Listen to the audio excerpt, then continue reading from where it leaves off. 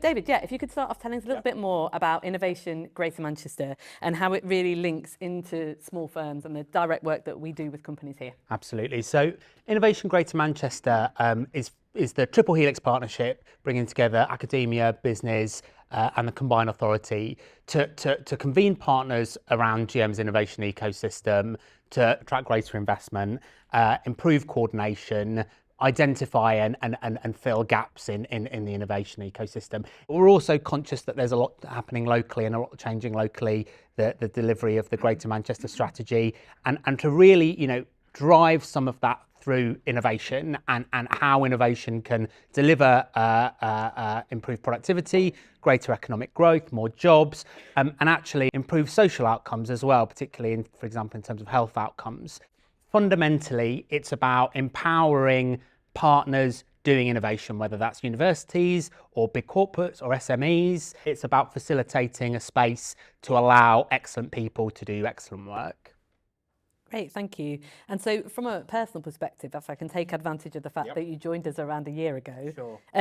What's special about Manchester to you? I think, we're big enough to have scale, but small enough that you don't get lost. Over the last year, I've been struck by the sheer scale and quality of innovation happening in Greater Manchester, but the extent to which it's joined up and coordinated, I think the reflection is there's room for improvement. There's still too much fragmentation, there's still too much confusion for in particular SMEs, and that's, as I say, what's stopping us being great rather than just good, and something that I think we're really all keen to try and address. Thank you. And we talk a lot in forums across Greater Manchester about how we can be much better joined up for our business community, how we can serve people. But you're aware that sometimes that is an echo chamber of things we think should happen. And so it's really important that we do discuss it with businesses who we work with, and that's what we love to do at the Centre for Enterprise. Brilliant. I feel like I should probably at this point say a little bit about the Innovation Accelerator pilot, which these two projects were part of.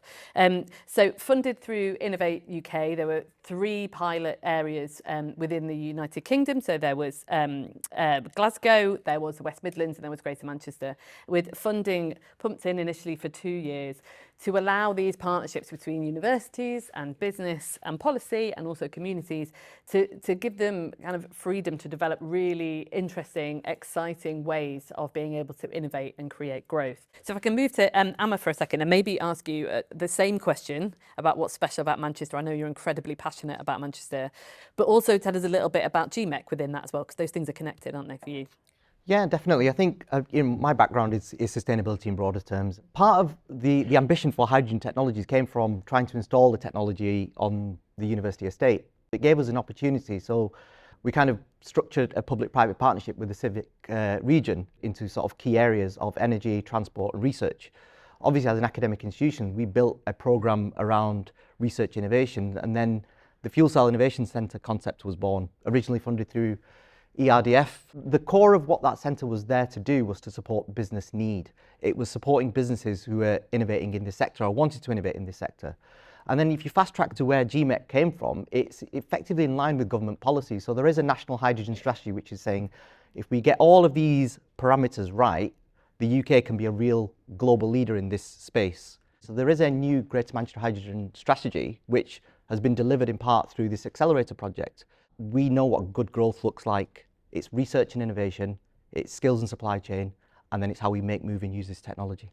From David's perspective, what have we particularly seen from the innovation accelerators for businesses specifically that you think has kind of really resonated?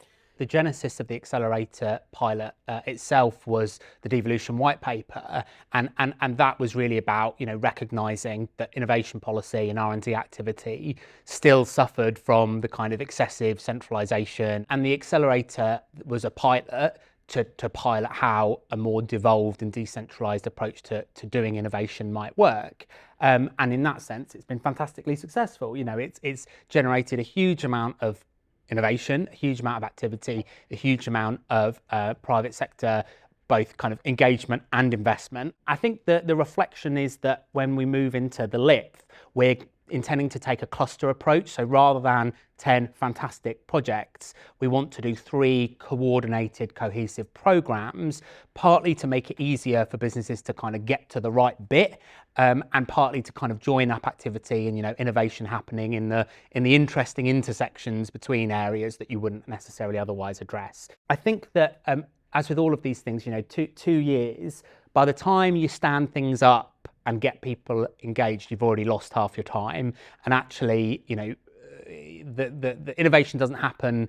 Well, I was going to say innovation doesn't happen on that short timescale. Now, when we talk, I think, about business feedback, I think actually one of the things we've heard again and again is that we need to move more quickly with this stuff. So maybe it should happen on a shorter time scale. But fundamentally, this kind of 2-year time scale, standing up projects, takes a lot of energy and resource that otherwise could actually go into innovation. And so one of the big differences with the LIPF is that it's over 5 years. So it will give us an opportunity, give us some stability and some certainty, which I think will be really important and add a lot of value. Thank you. That's a great summary of that, and excited obviously to see what comes next.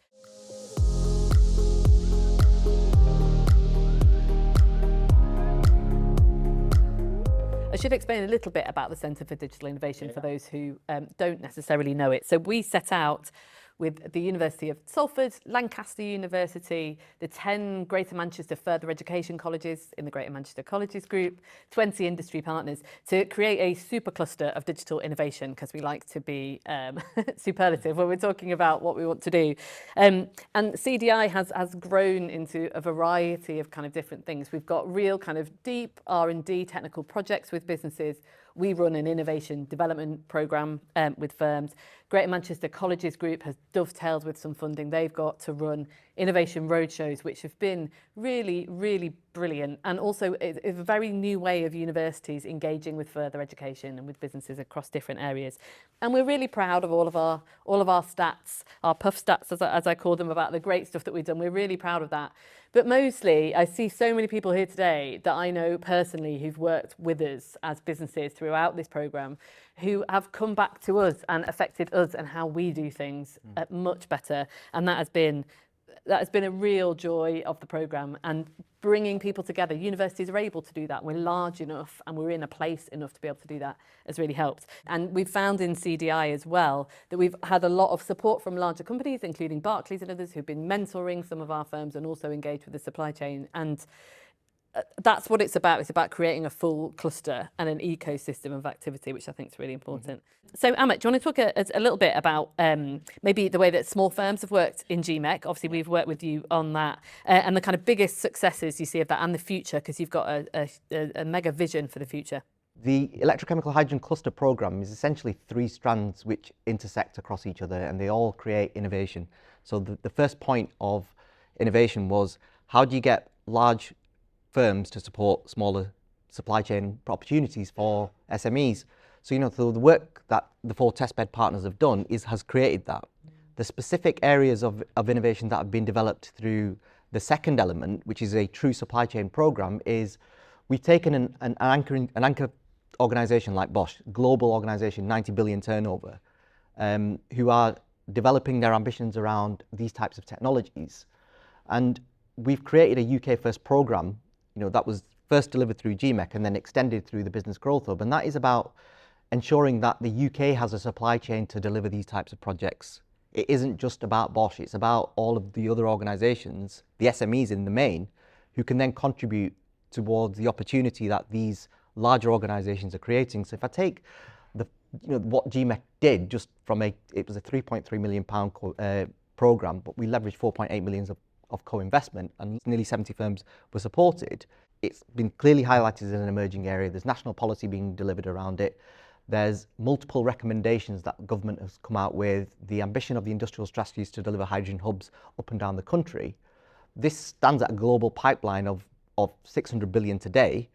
By 2050, we're talking 8 trillion, with $1 trillion for technology alone. So what we've been able to achieve in our Innovation Accelerator, specifically through that third strand, is not just build a policy, but build an ambition. That ambition is, we want to be the home of a national hub for the UK. And that's been designed within the Innovation Accelerator project. We know exactly the type of footprint that will be required. We know the level of investment that will be required. But if that is realised within this region, it will create £500 million of annual GVA and generate 2,000 FTE jobs for lots of supply chain. And then we will build the skills programs alongside in order to facilitate the infrastructure requirements. Which is really, really phenomenal. And I think we're here today to celebrate not what we have done, but what the businesses have done within this.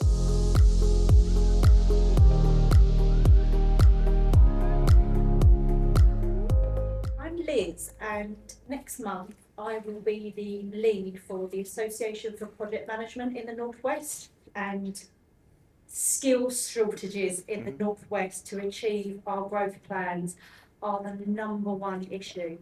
That's not just happening in energy, it's happening in rail. HiNet is one thing that's a huge thing in the Northwest. We come and do lots of lectures here at Manchester Uni, at Liverpool, and what we're finding is that the motivation to go and get skills in hydrogen, in project management, in nuclear is happening too late in a young person's life. So my question is that what can be done in terms of skills over the next 5 years to achieve all of our strategies?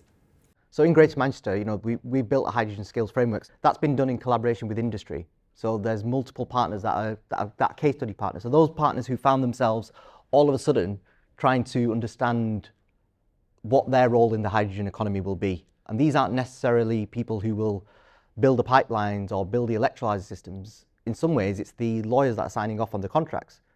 If I'm a lawyer, all of a sudden I need to learn about energy, but more importantly, I need to learn about hydrogen as energy vector. What do I need? I need awareness. So that's been built into the framework, which then identifies where do I go for awareness training, or do I need a specific qualification?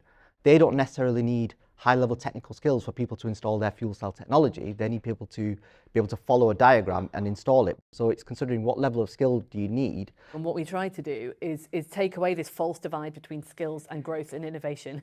The skills are needed for growth, and the businesses that we work with are not sure what kind of jobs they're designing in the next 2 years, and we can provide a really important role in that. And we've got hungry students here at ManMet and the other universities that we're working with, students who genuinely want to make a massive difference and are driven to get really exciting jobs. And so what we need to do is match those up much better, and we're trying to start doing that. Well, I was going to say, and I think, there's the kind of on the ground join up, the work that you've described, Amer, is a fantastic example of that, and more of that needed. So we're in the foothills of a refresh of our innovation plan to tie all of that together and address exactly those sorts of cross-cutting issues. We've been doing a number of private sector roundtables as a kind of warm-up for the innovation plan refresh, with businesses, particularly SMEs. These are the sorts of messages that we've had back, and skills has been really central to that. So these are exactly the sorts of things that